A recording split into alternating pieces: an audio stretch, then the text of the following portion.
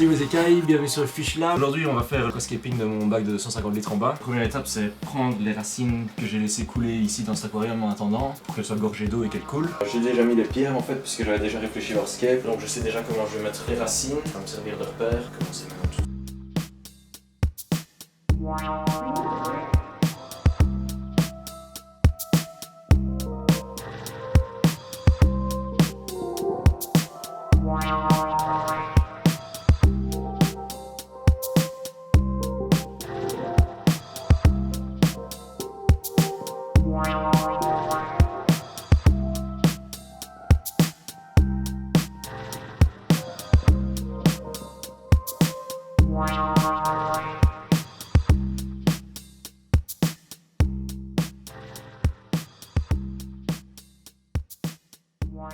Ok, ben voilà pour le aquascape. Alors on a de la roche grise que j'ai été choper dans la rivière parce que les roches d'aquascaping en général sont assez chères. Enfin, tout le matériel en général d'aquascaping est fort cher. S'il y a moyen d'économiser quelques euros sur certains détails, ben pas hésiter à le faire. Évidemment, il faut bien les nettoyer. Donc je les ai brossés avec des poils durs, histoire de faire tomber toute la crasse. C'est aussi mieux de les faire tremper dans de l'eau avec un pH très élevé pour tuer les bactéries. Ou alors juste les laisser sécher au soleil, ça devrait faire l'affaire aussi. Essayer de minimiser le risque. On va voir comment ça se passe. C'est parti, on va mettre le substrat.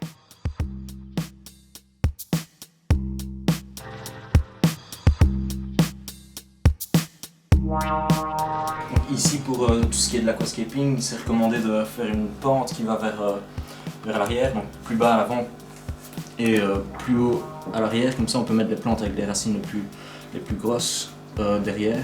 Voilà, j'ai fini de mettre le substrat nutritif. Une bonne couche ici, je dirais au moins 2-3 cm. Les plantes vont être bien nourries, voire même essayer de mettre des plantes de niveau difficile. C'est parti, on va mettre le Manado. Donc le choix du Manado n'est pas anodin, en fait c'est un substrat très poreux, ce qui va permettre aux bactéries de le coloniser.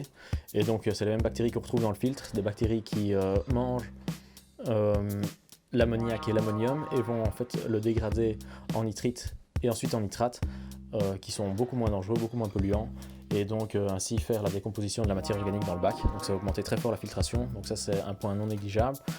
Et ensuite parce qu'il a une très bonne granulométrie et une bonne couleur aussi. Donc il sera esthétique et il va permettre de bien accrocher les plantes.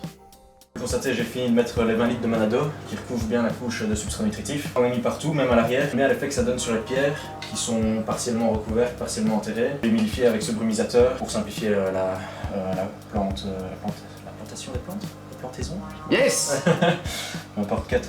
Ici, attention à cette étape-ci, il vaut mieux mettre de l'eau osmosée avec pas beaucoup de sels minéraux parce que sinon ça va laisser des traces sur la vitre. Je vais encore l'humidifier un petit peu, puis je vais passer à la sélection des plantes, planter tout ça.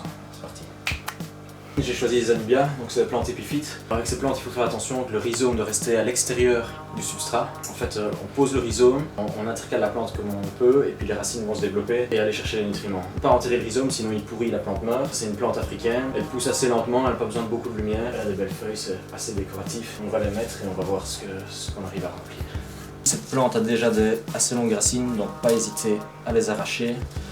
Ça stimule la pousse de nouvelles racines et donc ça va permettre à la plante de savoir qu'elle est dans une condition un peu spéciale de ce qui lui arrive et du coup lui dire qu'il est temps de se bouger le cul et de repousser correctement.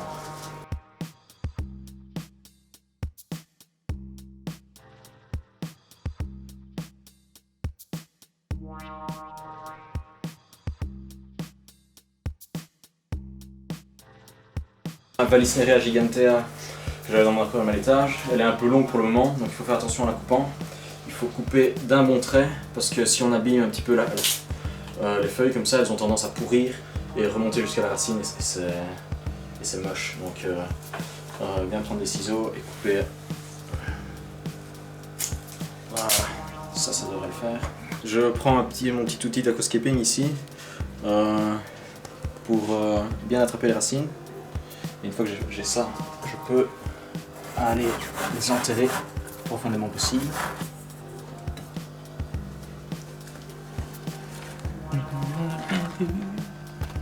Ben, ici je viens de remarquer, c'est la façon dont les Vallisneria se propagent. Donc elles poussent en bouquet comme ça et parfois il y a un petit runner qui va sortir, qui va se développer sous le substrat et qui va refaire pousser une autre tige de Vallisneria. Donc ici on le voit bien, donc on va essayer de le préserver et Comme ça la plante va pouvoir se propager. J'espère qu'elle va recouvrir tout l'arrière-plan, comme ça j'aurai toute une espèce de jungle de végétation.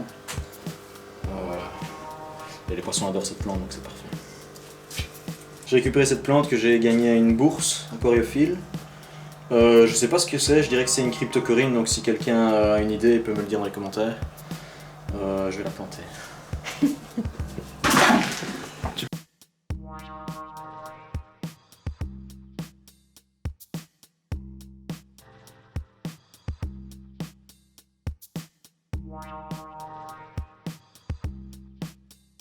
Donc voilà, j'ai choisi la mousse Spiky, j'en ai acheté une quantité colossale qui est ici. J'en ai pas mal, on va l'accrocher sur les bois et avec le système CO2 que j'ai acheté, ça va leur permettre de bien bouffer et de devenir énorme. Donc avec un peu de chance, elles vont couvrir complètement le bois, une certaine partie du bois et faire une mousse bien épaisse. Et ça j'ai toujours voulu avoir ce niveau d'aquascaping, donc on va tester ça pour la première fois ici.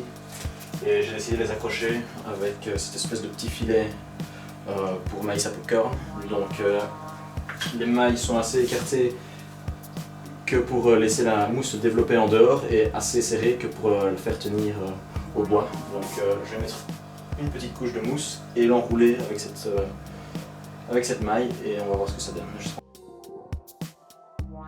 On va devoir se débarrasser de ce gel, donc c'est pas très compliqué, il suffit de sortir la mousse comme ceci et de la rincer. Donc en la rinçant, on fait tomber ce gel. Hop là, essayez d'en enlever le plus possible pour pas que ça se retrouve dans l'aquarium. Et on se retrouve avec une petite touffe de mousse comme ceci.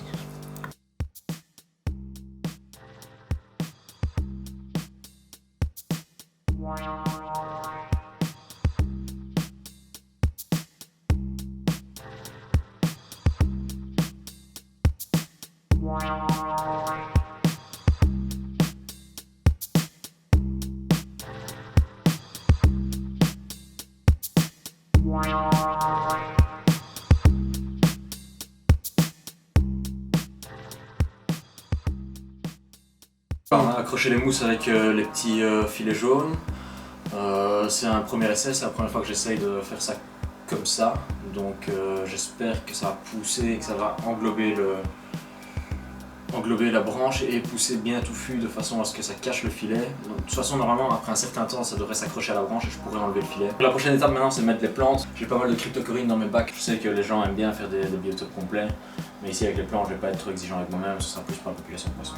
Ok, donc on a fini tout ce qui est planté à cryptocorine, donc j'en ai mis pas mal, je les ai stockées ici au-dessus. Il y a deux types de cryptocorine, je crois que c'est la Wenti qui est un petit peu plus foncée et celle-ci qui est un petit peu plus claire, donc ça créera un petit peu plus de contraste aussi. Ça va être intéressant parce que dans ce bac-ci je vais mettre du CO2 et plus de lumière et du coup elles risquent de pousser différemment. Je sais que les cryptocorines, si elles ont peu de lumière, elles vont faire des feuilles plus longues et atteindre plus vite la surface, monter plus haut en hauteur, pas forcément atteindre la surface. Et maintenant que j'aurai deux lampes, elles vont recevoir beaucoup plus de lumière et du coup elles sont censées faire pousser des feuilles plus petites, elles sont plus touffues et plus basses a priori. Donc je me réjouis de voir ça. Là je les ai un petit peu séparées donc elles sont moins touffues que d'habitude. Avec le temps, les nouvelles feuilles vont pousser du centre de la plante et ça devrait couvrir la plus grosse partie du substrat. Sauf qu'elles sont faciles à propager, il suffit de prendre la cryptocorine, la diviser en deux, la base et on peut replanter les deux parties et elles vont toutes les deux faire une plante indépendante. En attendant j'ai rempli pas mal de bouteilles d'eau, ça va me permettre de compter le nombre de litres que je mets, parce qu'il va y avoir une grosse différence entre le litrage net et brut de cet aquarium, donc ça me permettra de savoir combien j'ai, puisque j'ai pris un thermomètre de 150 watts, 150 watts donc c'est censé pouvoir chauffer 150 litres, si c'est un bac qui est censé faire 250 litres, 240 litres brut, il est noir, il est petit et il est discret, donc je vais pouvoir le cacher dans le décor sans qu'il gêne, pour avoir un look plus naturel. Si jamais c'est pas bon, ben, j'en rachèterai un peu. On va remplir le bac, pour ça je vais mettre un sachet plastique ici, renverser l'eau dessus, ça va pas creuser dans le substrat, ça va se remplir tout doucement. Donc on peut peut-être faire un petit timelapse.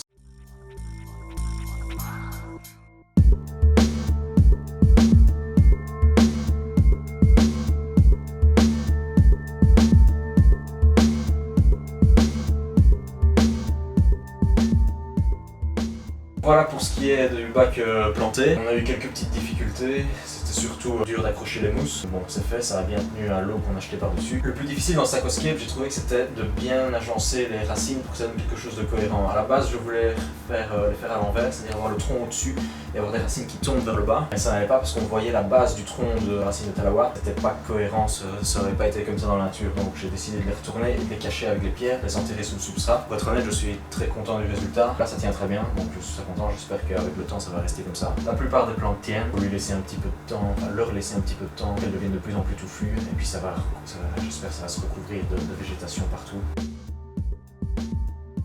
Voilà pour cette vidéo, n'hésitez pas à lâcher vos commentaires. Dans la prochaine, on va parler du matos, ainsi que de l'évolution du bac, que ce soit au niveau du cycle de l'azote et de la pousse des plantes. On va également insérer les premiers poissons, donc si ça vous intéresse, n'hésitez pas à vous abonner. Merci d'avoir regardé la vidéo, et à la prochaine. Ah, c'est bien ça.